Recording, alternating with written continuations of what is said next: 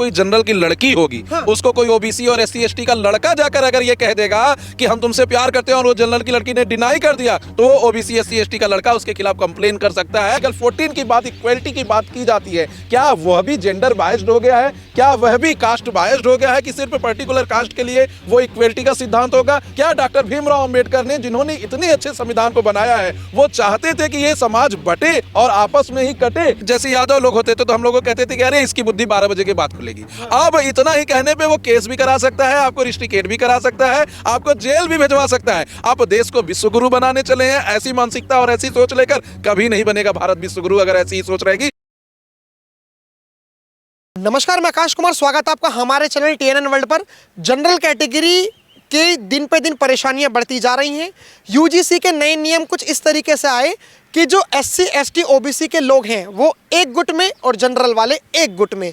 अगर SC ST OB के साथ अगर थोड़ी सी भी जातिगत प्रताड़ना हुई तो जनरल कैटेगरी वालों के खिलाफ एक बहुत बड़ा मुकदमा लगेगा, बहुत सारी तमाम चीज़ें होंगी, इक्विटी स्कोर बैठेगी जो यूनिवर्सिटीज़ हैं और सभी के लिए कंपलसरी है। हमारे साथ सुप्रीम कोर्ट के एक दिग्गज वकील हैं, अधिवक्ता हैं, और इन्होंने ये कहा है कि अगर सरकार ने ये वापस नहीं लिए, नए ये जो अपने नए नियम लेकर आई है, तो ये एक सुप्रीम कोर्ट में पिटिशन दर्ज करेंगे और उस पिटिशन से सरकार को मुंह तोड़ जवाब देंगे। आइए सीधा बात करते हैं विशाल जी से कि आखिर में इनकी क्या राय है यूजीसी को लेकर। नमस्कार सर, स्वागत है आपका हमारे चैनल पर। जी धन्यवाद। क्या कहना चाहोगे सर, ये जो अभी यूजीसी आया है, पहले तो हमारे लोगों को यूजीसी समझाइए बहुत सरल भाषा में। जी देखिए, यूनिवर्सिटी ग्रांट कमीशन एक कमीशन होता है जो भारत सरकार के द्वारा चलाया जाता है। ये पूरे देश में जितनी भी यूनिवर्सिटी हैं जो इनके अंतर्गत आती हैं उनका पूरा कमीशन करते हैं, और उनके जो रिसर्च हो रहे हैं, जो प्रोफेसर अपॉइंट हो रहे हैं, जो लोग वहाँ पे पढ़ रहे हैं, किस एंट्रेंस से आएंगे, वो पूरा कमेटी ये देखती है। और इन्होंने एक नियम बनाया है जो कि रोहित वेमुला और पायल के जो घटना हुई थी उसके बाद ये नियम आया है। और उसमें रोहित वेमुला और पायल कौन? जी, रोहित वेमुला हैदराबाद के एक विद्यार्थी थे जिन्होंने अपने सुसाइड नोट में लिखा था कि हमारे साथ डिस्क्रिमिनेशन हुआ है और इस वजह से हम सुसाइड कर रहे हैं। तो इसके बाद से एक नियम ऑनरेबल सुप्रीम कोर्ट ने इन्हें गाइडलाइन दिया कि आप ऐसे नियम को बनाइए जिससे कि कैंपस के अंदर यह भेदभाव खत्म हो। इसका मसौदा जो ड्राफ्ट तैयार कर लिया गया था फरवरी 2025 में, जिसमें साफ साफ लिखा था कि सिर्फ SC ST के लोग और जो OBC SC ST के लोग भी करेंगे अगर कोई कंप्लेन, तो उसके लिए अगर फर्जी कंप्लेन होगा तो उनको जुर्माना देना पड़ेगा। जब 13 जनवरी 2026 को ये नियम लागू होता है तो देखा जाता है कि क्लॉज 3C में SC ST के साथ साथ अदर बैकवर्ड क्लास को जोड़ दिया गया। दूसरा चीज़ जोड़ दिया गया कि कोई अगर फर्जी कंप्लेन करेगा तो उसको कुछ भी नहीं होगा।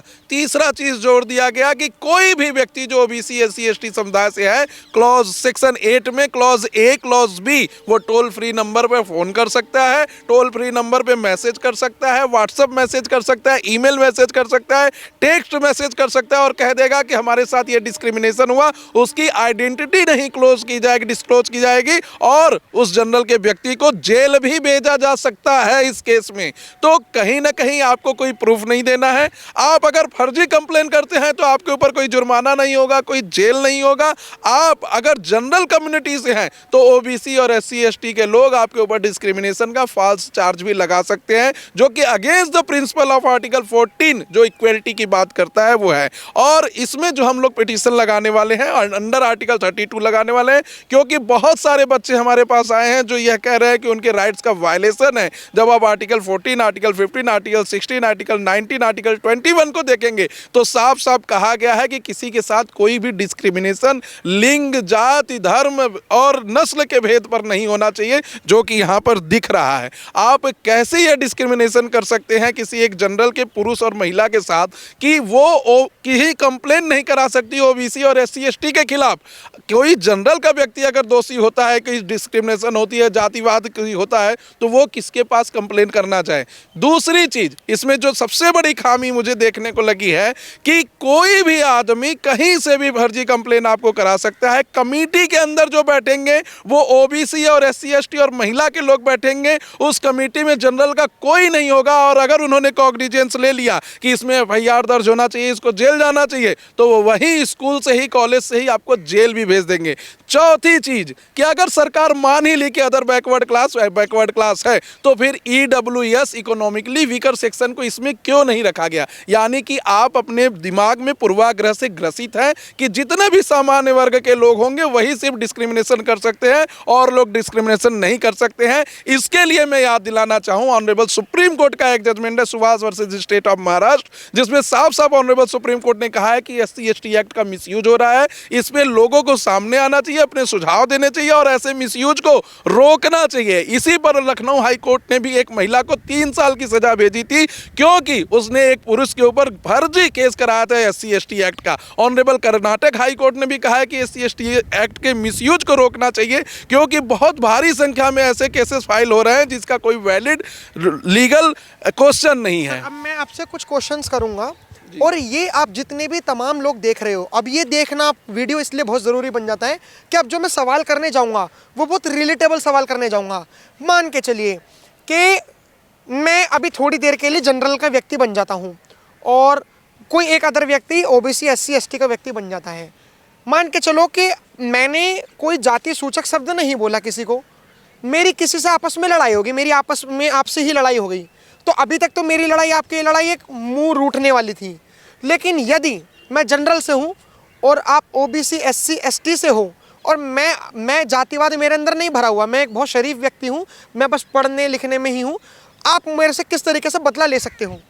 जी देखिए, इसी को मैं कह रहा हूं कि जब SC/ST के खिलाफ कोई केस होता है और कोई जनरल का व्यक्ति करता है तो वो उसमें SC/ST एक्ट की धाराओं को भी लगा देते हैं उसी के साथ साथ। लेकिन अब तो OBC भी इंक्लूड हो गया। जी, तो उसी तरीके से अब OBC भी इस कमेटी के द्वारा, इक्विटी कमेटी के द्वारा वो धाराएं भी लगाएगा, FIR भी करवाएगा, उसको रिस्ट्रिकेट भी करवाएगा। और कहीं से अगर जनरल का व्यक्ति 5 साल 7 साल बाद यह प्रूव करने में सक्षम हुआ कि इसने फर्जी केस कराया था, तो उसके लिए उसको कोई सजा नहीं है। उसका 5 साल क्या ये सरकार या ये UGC लौटा पाएगी? मेरा दूसरा सवाल कि मान के चलिए कि मैं एक जनरल का व्यक्ति हूँ और मैंने किसी का कुछ गलत नहीं करा, मैंने किसी का कुछ गलत नहीं बिगाड़ा, किसी ने मेरे ऊपर झूठा केस लगा दिया, अब मैं क्या कर सकता हूँ?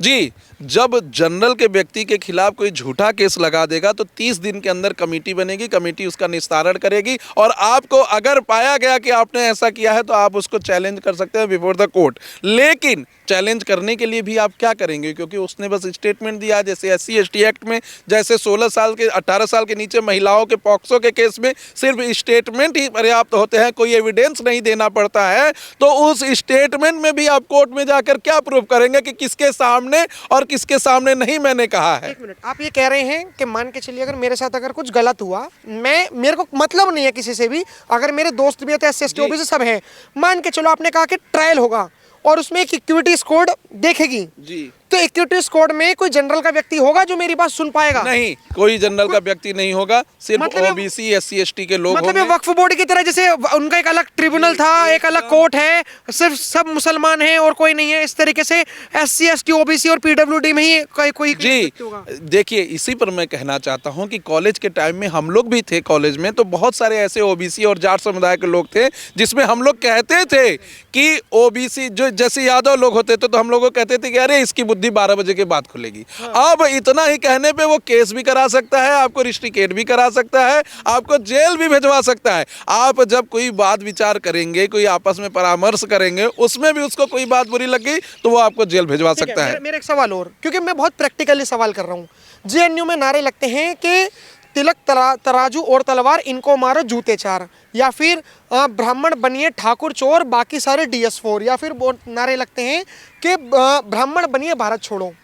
इन केस मुझे नहीं जानना, लेकिन मैं आपकी कास्ट पूछ सकता हूँ, मतलब जानना वैसे नहीं है, मेरा उद्देश्य वो नहीं है, लेकिन वीडियो के माध्यम से। जी, मैं क्षत्रिय समाज से हूँ। आप कौन सी? गुप्ता।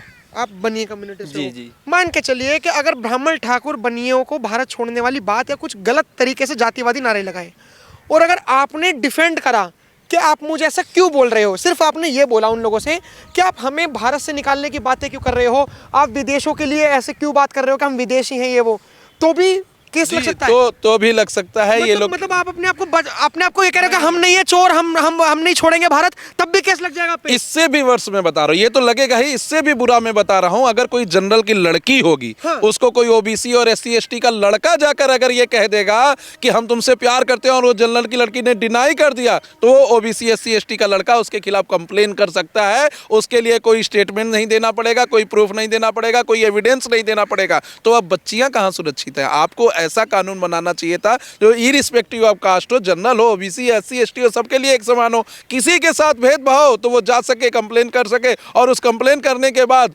न्याय पा सके। आपने ईडब्ल्यूएस को क्यों नहीं रखा है? आप मानते हैं कि इकोनॉमिकली वीकर हैं, अगर वो समाज में पिछड़े रह गए हैं, अदर बैकवर्ड क्लास भी तो ऐसे ही पिछड़ा हुआ है, तो आप उसको ईडब्ल्यूएस को क्यों नहीं इंक्लूड किए? उनको तो करना चाहिए था। आपने मान लिया कि जो ठाकुर होंगे, ब्राह्मण होंगे, बनिया होंगे, वो हमेशा से जुल्म करते आए हैं, और देश की आज़ादी के 75 साल बाद, डॉक्टर भीमराव अंबेडकर के संविधान के बाद भी भेदभाव करते रहेंगे। आप देश को विश्वगुरु बनाने चले हैं, ऐसी मानसिकता और ऐसी सोच लेकर कभी नहीं बनेगा भारत विश्वगुरु, अगर ऐसी ही सोच रहेगी, और पीछे ही जाएंगे। क्योंकि आप देखिए कि समाज में, कानून में, जब आप आईपीसी और नए बीएनएस को देखेंगे तो धारा 181, धारा 211 आईपीसी की कहती है कि किसी पुलिस को या किसी पब्लिक ऑफिसर को आपने गलत स्टेटमेंट दिया, और धारा 211 में कहा जाता है किसी व्यक्ति को आपने फॉल्सली इम्प्लीकेट करना चाहा किसी केस में, फोर्जरी या किसी भी केस में, तो वो आपके ऊपर भी लागू होगा, आपको जेल जाना पड़ेगा ऐसे फॉल्स केसेस पे।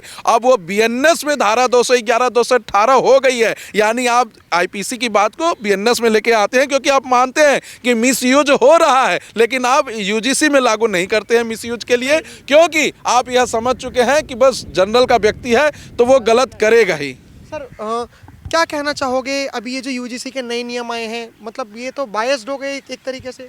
ये यूजीसी का जो नियम आया है ये सिर्फ सरासर तौर पे गलत है, और ये लोगों को प्रभावित कर रहा है। सिर्फ जैसे जातिवादिता पर ज़्यादातर प्रभाव पड़ रहा है। ये ना ही एक तरफ से युवा शक्ति और अन्य लोगों के बारे में अगर बात की जाए तो सभी लोगों पर प्रभाव पड़ रहे हैं।